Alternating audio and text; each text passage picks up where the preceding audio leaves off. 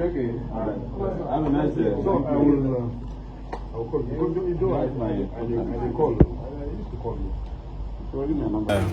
Very excited to be here as always, even though, as usual, the DSS prevented me from entering the courtroom. But I'm a living witness to history. The first time my Mazda was abducted from Kenya and brought here, I was in court to warn them that, in fact, I was one of the few people that came here as soon as they did their kangaroo arraignment, that this case is not going anywhere and that there's no way. It doesn't matter how long it takes. It's going to end up the way it started, as nothing, and it will end up as nothing, because there's nothing that can stand up on nothing. The foundation of this was malice.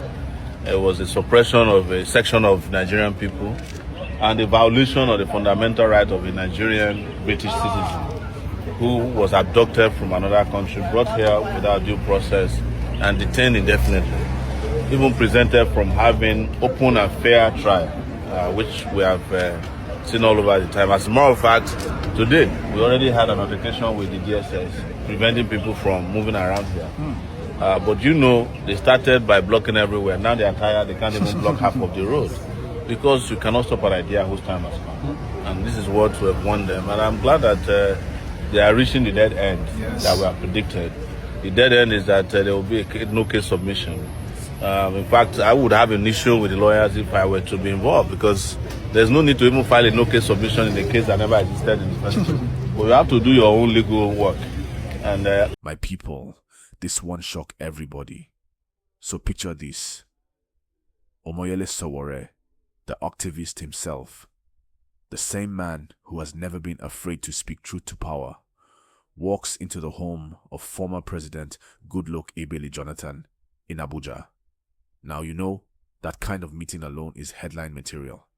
But the main gist is about Nnamdi Kanu. Yes, the IPOB leader who has been in detention for years. Sowore went to meet Jonathan to seek his support. And what Jonathan said afterward has set the whole political space buzzing. Please, before I continue, make sure you like this video right now, subscribe if you haven't, and stay with me till the end. This gist sweet from beginning to end.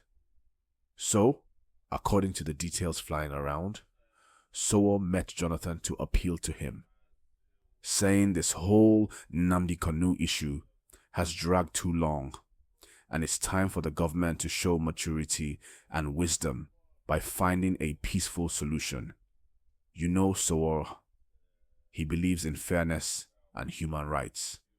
He told Jonathan that if Nigeria truly wants peace and unity, then justice must be done, especially in cases that have divided people for so long. And from what we heard, Jonathan agreed. He didn't just agree politely. He reportedly promised Sowore that he would personally engage President Ahmed Tinubu on the matter. Now imagine that. A former president promising to talk to the current president about one of the most controversial detentions in Nigeria. That's no small thing. Now, let's look at it from another angle.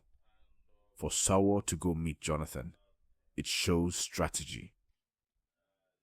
He knows Jonathan is respected across political divides, both in the south and north, even internationally. So he's not just shouting on the streets. He's playing smart politics too. He's saying, let's bring in respected voices who can actually talk to those in power. It's like combining protest energy with diplomatic wisdom. Sowore is also planning a march to Aso Rock on the 20th of October to demand Kanu's release. But this meeting might change a lot of things. If Jonathan truly talks to Tinubu and something positive comes out, that march could either turn into a victory rally or a stronger push for justice. Now I want to ask you, do you think Jonathan can convince Tinubu to do something about Nnamdi Kanu's case? Drop your answer in the comment section, and please don't forget to like this video and subscribe because more of these real-time political gists are coming right here. Let's go deeper into what this means for Nigeria. This isn't just about Kanu as a person. It's about justice, healing, and unity. For years now, the Southeast region has been in tension. Every time Kanu's name comes up, you can feel the division, the anger, and the frustration. Some people see him as a freedom fighter, others as a threat to national peace. But what's certain is that the way the government handles his case will say a lot about whether Nigeria is ready for true reconciliation. And that's what makes this meeting between Sowore and Jonathan so powerful. It's not about politics alone. It's about the soul of the country. Jonathan, as we all know, has this calm, fatherly presence. Even when he left power, many Nigerians still respected him for allowing democracy to stand. So hearing that he wants to speak to Tinubu about a case that has caused so much national debate gives people a sense of hope that maybe, just maybe, someone with experience and compassion might help calm the storm. Because right now, we all know tensions are high. The country is tired of endless court sittings, adjournments, and delays. Everyone just wants closure. And let's be honest, if Jonathan actually steps in and Tinubu listens, it could mark a turning point. It could send a strong signal that this administration is ready to use dialogue instead of constant confrontation. That's what many Nigerians have been praying for. Now, let's talk about Sowore himself. Over the years, he's been consistent. From activism to contesting for presidency, to calling for accountability. Whether people agree with him or not, one thing you can't take away from him is his courage. So seeing him take a diplomatic route this time shows growth and wisdom. It's like he's saying, let's try dialogue, not just protest. And that's something we all should learn from. But here's the twist. Some people believe this move could be political. They think maybe Sowore is trying to build bridges ahead of future elections or gain wider national appeal. But honestly, even if that's the case, if the outcome brings justice and peace, then it's still a win for Nigeria. What do you think about that? Do you see this as a genuine peace effort or a political strategy? Tell me in the comments, and please, like this video right now if you're still watching. Now, let's look at the bigger picture. For President Tinubu, this case is a test. It's a chance to show that his government listens to voices of reason. If Jonathan indeed raises the issue with him and Tinubu responds positively, it could strengthen the president's image as a unifier and reformer. Remember, Tinubu came into power promising renewed hope. This could be one of those moments where that promise is tested. Nigerians are watching closely.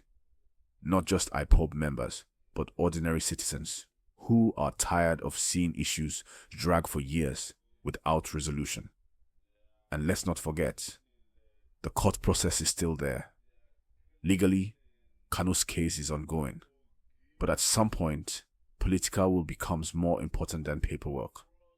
Because peace, my people, sometimes needs leadership decisions, not just legal documents.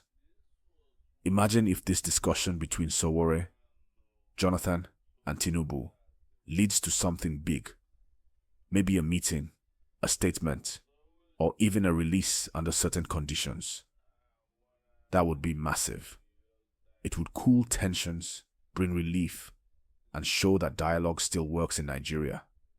Now, if nothing comes out of it, the protests will likely go on. The October 20th movement is still gathering momentum, and Sowore has said it will be peaceful. But the question remains, will the government listen before it gets to that stage. And just to remind you again, my people, if you're watching this and enjoying how we're breaking it down, don't forget to hit that like button and subscribe right now. It helps this channel grow and keeps you updated every single day on Nigerian politics, governance, and real-time news that actually affects you. Back to the story. One thing that stood out from Sowore's words was when he said, "We cannot build a peaceful country by keeping people in detention unjustly." That line touched many people, because beyond politics, it's about humanity. When a nation starts ignoring the cries for fairness, it loses its moral foundation. And that's exactly what this movement is trying to correct. Not through violence, but through engagement and dialogue. On the other hand, Jonathan's response, that he will engage Tinubu on Kanu's case, is something Nigerians are holding on to. It's a promise of hope, and people are eager to see if it turns into real action. Now, here's what's interesting. Jonathan doesn't make statements carelessly. He's very calculated and calm. So if he said he'll talk to Tinubu, it means he sees value in doing so.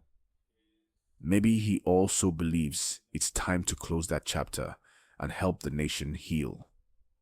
If we're being realistic, this might not happen overnight. Government decisions take time, but conversations like this, between respected leaders, are what eventually lead to progress. That's why this meeting is not just symbolic, it's significant. So let me ask you again, do you think Jonathan will really talk to Tinubu? And if he does, will Tinubu listen? Let me know your thoughts down below. Also, remember to like this video and subscribe. Your support keeps me bringing you these real-time updates with no sugarcoating, just straight, clear talk. As we wrap this up, I just want to say one thing. No matter your political side or your region, peace benefits everyone. If this meeting between Sowore and Jonathan opens the door to dialogue, it's a step in the right direction. It's proof that we can disagree and still talk. Nigeria needs that kind of leadership right now. And if Jonathan follows through and Tinubu listens, history will remember it as a bold moment when dialogue triumphed over division. So let's keep our fingers crossed and watch how this unfolds.